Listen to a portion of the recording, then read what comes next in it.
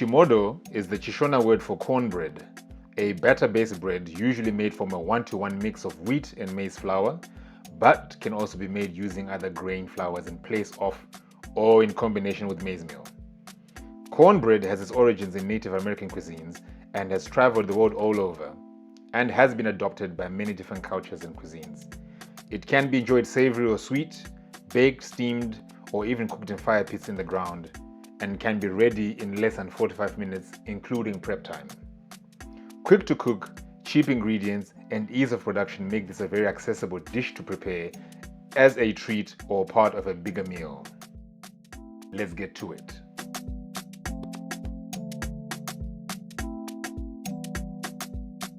Combine 140 grams of wheat flour with 140 grams of any other grain flour of your choice.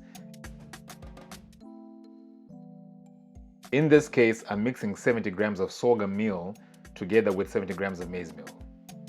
Add 52 grams of brown sugar, 10 grams of baking powder, 1.25 grams of baking soda, and 5 grams of table salt. Whisk everything together until homogeneous and there are no visible lumps and clumps. I have chosen to blend in the sorghum with the maize meal and wheat to make this bread more nutritionally sound. Each particular flour on its own is lacking in some nutritional benefits, and in combination can offer a more complete nutrient profile. The whole is greater than the sum of its parts. You can totally use other grains like teff, fonio, and other millets to make this bread, and in fact it is a way to introduce variety into your cooking while keeping the same fundamental recipe.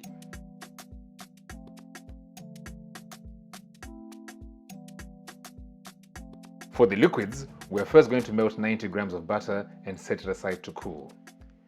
In a separate bowl, whisk together 312 milliliters of amasi, that's fermented sour milk, or if you can get it, use buttermilk, with 2 fresh eggs.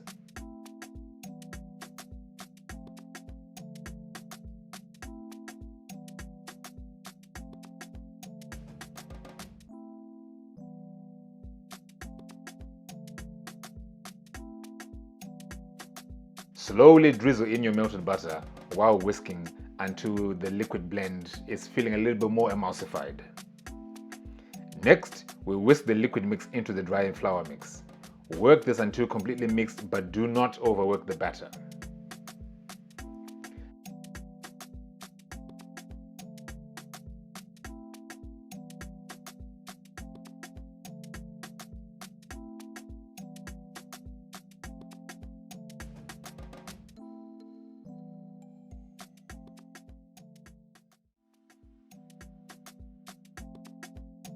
At this point, you can pour your batter into a loaf baking tin and simply bake it 180 degrees Celsius for about 30 to 35 minutes, or until a toothpick inserted in the center comes out clean and dry. To make things a bit more interesting though, we can bake the bread on top of some kind of stew, in this case a minced stew in an onion and tomato sauce with some meat spice. I just cooked whatever veggies I had in the kitchen, so don't get too precious here about what's the recipe I used, just go with the flow.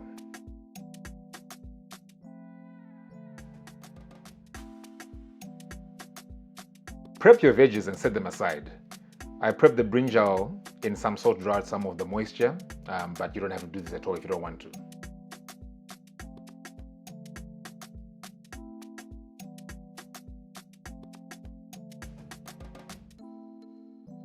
While you're doing your veggie prep, you can brown your meat on a high heat with some salt and spices of your choice.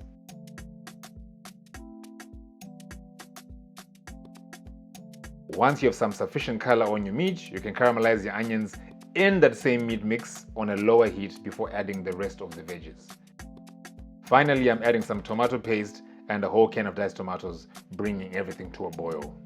Once boiling, I reduce the heat to a simmer and slow cook the stew for about 30 minutes still, until the tomato is cooked through and the sauce is mostly reduced. At this point, I spoon in my stew to about half the depth of my baking container, whether a clay dish in this case, or enamel cups, ramekins, or lasagna ceramic dishes.